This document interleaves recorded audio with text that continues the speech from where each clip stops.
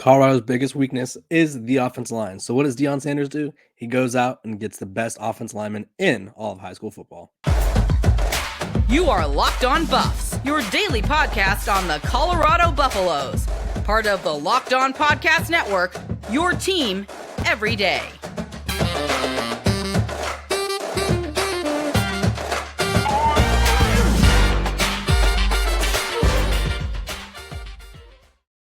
Welcome to Locked On Buffs. I am your host, Kevin Boulder. Today's episode is brought to you by FanDuel.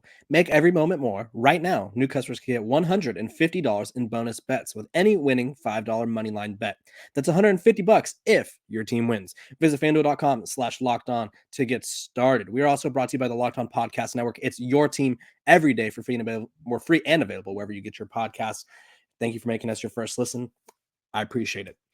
We're talking about Colorado football. We're talking about Deion Sanders. And what else would we talk about today other than the fact that Colorado went out and landed five-star offensive tackle Jordan Seaton, number 15 player in the country, number 15 according to 24/7 Sports' composite rankings, number 30 according to the 24 Sports rankings, number 1 offensive tackle in the country, number four player in the state of Florida. He chose Colorado over Alabama, Ohio State, Florida, Tennessee, and he got a little tricky with it. He definitely knew how to play the recruiting game. He released his announcement not too long ago. I think it was on Monday that he would be announcing his commitment today. And when he released his graphic, he didn't have Colorado on the graphics. So it says, breaking 5-star plus offensive tackle Jordan Seaton tells me he will announce his commitment on Thursday, December 7th. And he's from Washington, D.C. And these are the 6 schools he had. He had Maryland, Ohio State, Oregon, Alabama, Florida, Tennessee. And no Colorado was on there. So all the Colorado fans naturally were like, dejected. I myself was like, well, makes sense. He came during the Sean Lewis visit week, and he kind of made it seem like Colorado didn't know what they were doing in terms of offensive line stuff and offensive line coaching and offense in general. And all of a sudden, Coach Prime does what he does every year. And while he didn't flip him, because he did flip Travis and Cormani kind of, he does surprise everybody every year with one 5-star player, which now boosts Colorado's recruiting class to number 52 in the country after being around 66, I believe they were prior to this.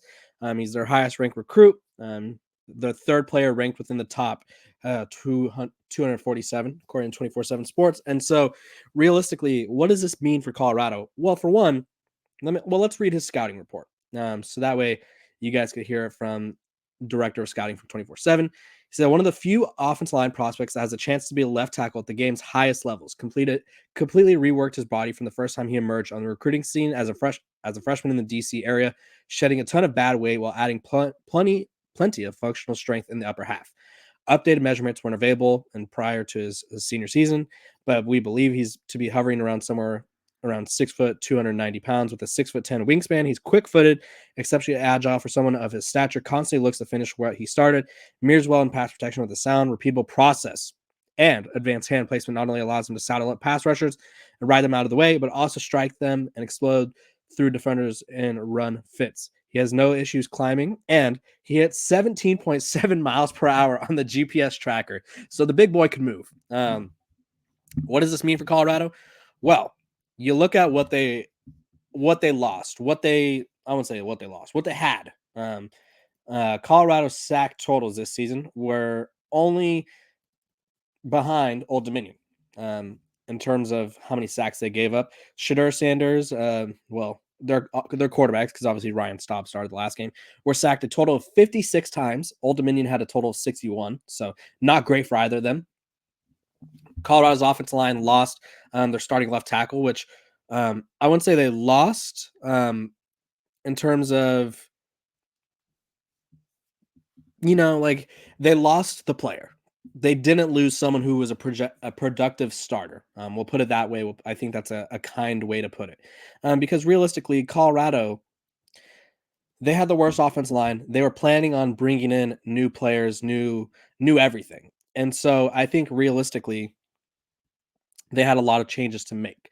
I said time and time again that they probably needed at least 3 new starters. And that's counting uh, Tyler Brown, excuse me, his name was slipping my mind for a second there.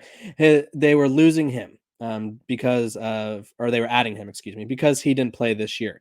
And so they needed, realistically, I thought only him and Van Wells would be starters, and they would need 3 new starters. Well, now they lost Van Wells to the portal. Tyler Brown's still going to come back. Then they lost Gerard Christian Leighton or whatever his name is, who had a grade of 61.9, was ranked as the 333rd left tackle in college football according to PFF. So Jordan Seaton comes in right away. He's going to start at one of the tackle positions. I don't know if they're going to put him at left tackle right away. It depends on, I guess, how he fares and spring ball and everything. But either way, they have a starting left tackle or a starting tackle at worst. Like the director of scouting for 24/7 Sports, Andrew Evans, whatever. I think it's Evans. That Brown has the ability to compete at the highest level. So I imagine he's going to come in, start right away. I imagine Jordan Sanders has to be feeling a little like, woof, finally I can worry about not getting annihilated every single play. Because at the end of the day, it's all about protecting Shadur Sanders. It's all about establishing the run. They couldn't establish the run by any means. They couldn't get anything going. And this is just let me bring up how many sacks that each player allowed. Because honestly, this Colorado team, their offensive line was horrendous. If they had even an average offensive line, like say they gave up 20 less sacks, which would still be a fair amount, they would probably be 8-4 or 7-5 maybe. But their line was just so bad, so putrid, and this is what they're giving up or what they lost. Gerard Christian allowed the most sacks on the team with 6. They're bringing in a 5-star offensive lineman who is probably going to start at left tackle, is probably going to be one of the better linemen on the team already.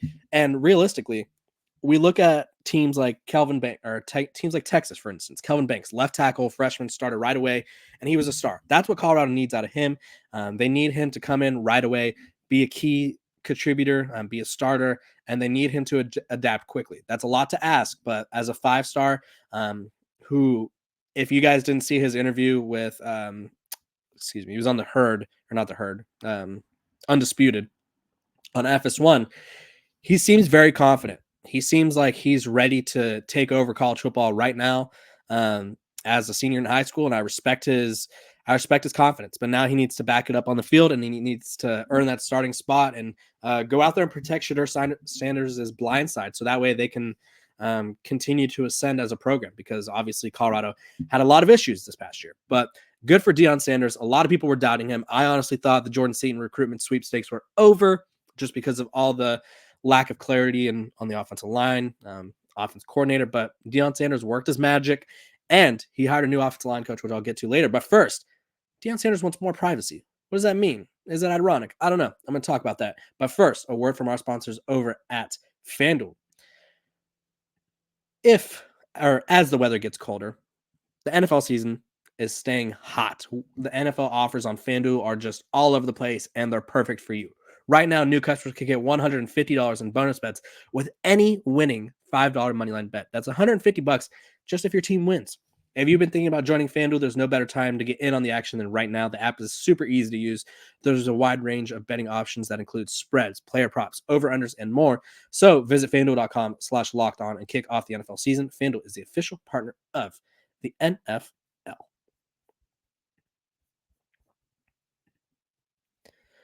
Welcome back. We are talking about all things Colorado. I appreciate you guys for tuning in to Locked On Buffs and making us your first listen of the day. We're free and available wherever you get your podcasts. Make sure to like, subscribe, and follow, so that way you guys can become everydayers. My everydayers, I appreciate you. You're my listeners that tune in every single day, comment anything, ask me questions, whatever. So that way I can do little Q&A things at the end of the week. Recently, Coach Prime did an interview with People Magazine. And it was quite honestly one of the most shocking quotes I've ever seen in the Coach Prime era, just because it kind of shows that we learned, and we'll see this today, Thursday, December 7th, during Coach Prime and Colorado's debut of the Amazon Coach Prime documentary, season 2. In the trailer, it says there's a difference between Deion Sanders and Prime. Prime is flashy, Deion Sanders is not. And I think a lot of people associate Deion Sanders with his flashiness, with his outspokenness, with his confidence, borderline cockiness. And a lot of people, you either love, I say this all the time, you love college football, you love Colorado, you love Deion Sanders, so you support Colorado, or you love to hate Deion Sanders. And that last group, there's a lot of them. It's because he's cocky. It's because he's, confident. It's because he's so outspoken. It's because he does things differently. And I think we're just so used to him being in the spotlight. He's been on in some form of TV, I think, my entire life. I was born in 1990, so obviously he was playing in the NFL, in the MLB. Then he had a reality show with his family. He was an NFL analyst for the NFL Network. So he's always been on camera. He's always been in the public eye. And now that he's at Colorado, that has only grown more. But in People, which you guys should go read the whole interview. I'm not going to read the whole thing to you. He talked about, and which I thought it was a great interview. I just was surprised by it. He talked about wanting more privacy. He says, you always wish, and this is a quote, you always wish that you had a little more privacy, but the same thing that makes you shine will show your blemishes. So you've got to take the good with the bad, and you can't just want everyone there when the hype machine is rolling. You have to understand there's another side to this. And so obviously Deion Sanders and Colorado have had a ton of attention on them. They've had over 50 transfers come in prior to this past season, or this season, which was the most we'd ever seen, led by his son and star quarterback Jordan Sanders, along with, of course, two-way star Travis Hunter, who won the award for being the most versatile player in college football yesterday. So that's cool. Talked about it yesterday.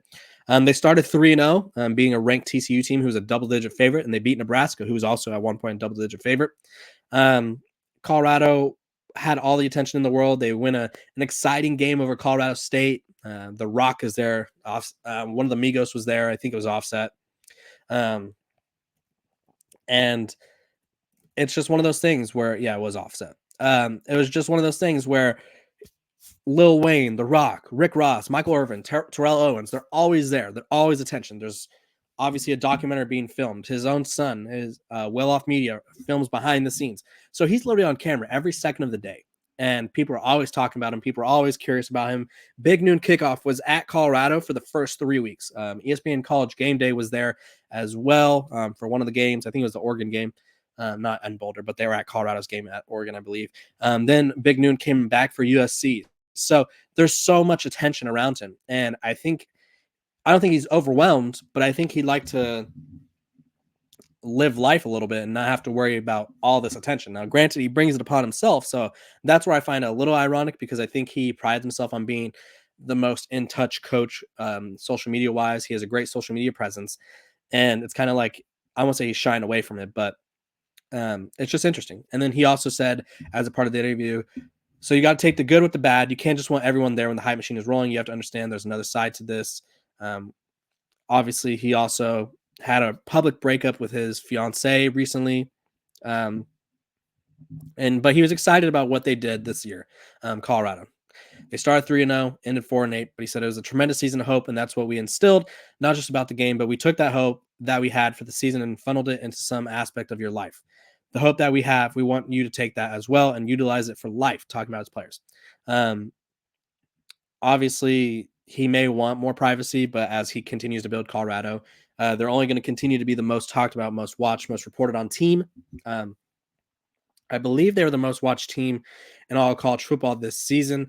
I think maybe the Michigan-Ohio State game could have changed the rankings, but I'm pretty sure that wasn't enough to surpass them. So Colorado, even if they were, we'll say Michigan and Ohio State were 1-2. Colorado is one of the 5 most watched teams in college football, and they went 4-8.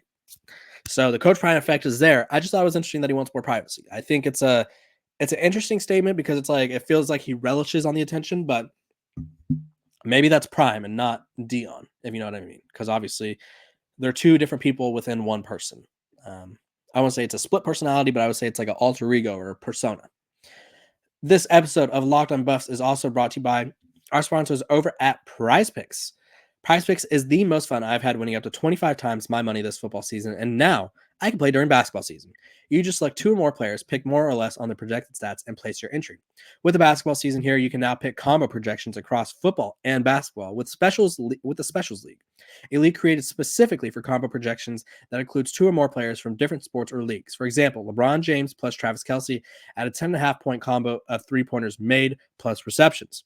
PrizePicks even offers a reboot policy so that your entries stay in play even if one of your players gets injured. For football and basketball games, if you have a player who exits the game in the first half and does not return in the second, that player is rebooted. PrizePicks is the only daily fantasy sports platform with an injury insurance policy. So if you want to get in on the fun, go to prizepicks.com/lockedoncollege and use code lockedoncollege for a first deposit match up to $100. Go to prizepicks.com/lockedoncollege and use code lockedoncollege for a first deposit match up to $100. It's daily fantasy sports made easy.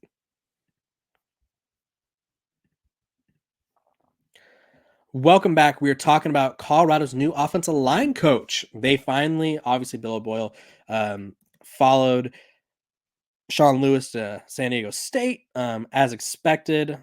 So Deion Sanders had to go out and get a new offensive line coach. So who is this new offensive line coach, you may ask?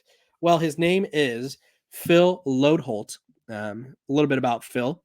Loadholt has spent the last 2 seasons as an offensive line analyst for Oklahoma, and is replacing Bill O'Boyle, who took the San Diego State job earlier this week.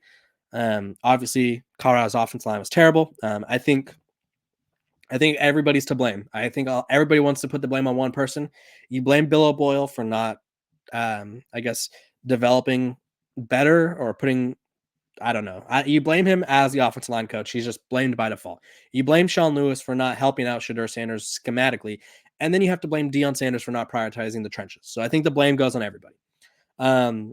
Either way, obviously he has a nice cornerstone to work with Jordan Seaton. Loadholt played for Oklahoma back in 2008. He was across on that offense line that blocked for Heisman Trophy winning quarterback Sam Bradford. He paved the way for 2 1,000-yard rushers. Played with Adrian Peterson in the NFL. And this is what Deion Sanders had to say about Loadholt before he was hired, kind of hinting. He said, a guy with plenty of experience, plenty of wherewithal, able to communicate to all the kids from top to bottom. Track record is wonderful. Where he derived from is a tremendous Power 5, Oklahoma, and I love everything about it. When he interviewed with me, he knocked it out of the park. He's ready and prepared. And so what does Colorado need from him? Well, one, they need recruiting. He hasn't really been in a position to recruit at the.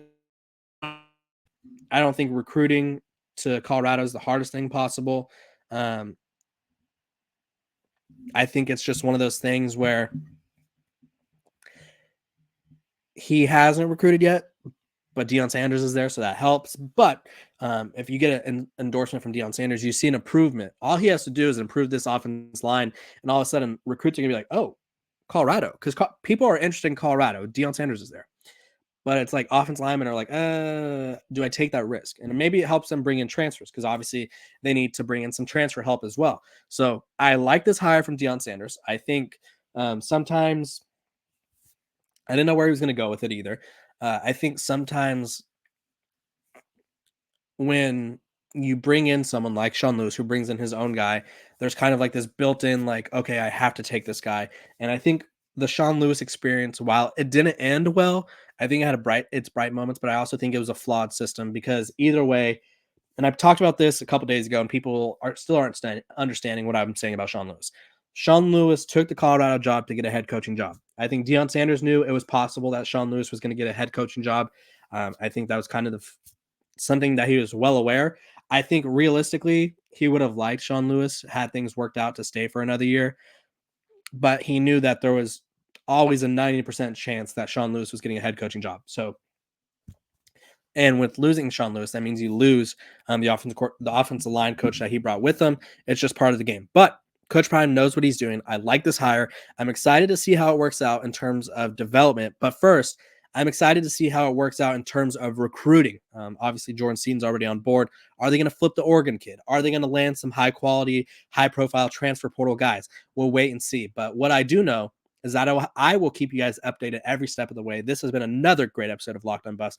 I appreciate you guys for tuning in and making me your first listen every single day. We're free and available wherever you get your podcasts. We're nearing 4,000 subscribers. We have like 100 more. Let's get there.